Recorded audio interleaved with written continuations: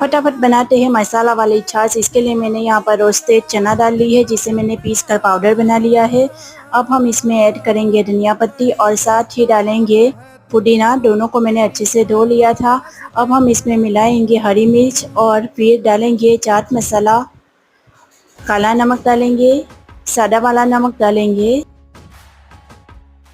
1 चम्मच जीरा पाउडर डाल देंगे और इसे हम अच्छे से पीस कर पाउडर बना लेंगे।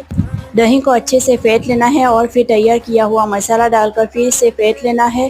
तैयार है हमारी ठंडी ठंडी छाछ। रेसिपी पसंद आई हो तो लाइक शेयर सब्सक्राइब जरूर कीजिएगा।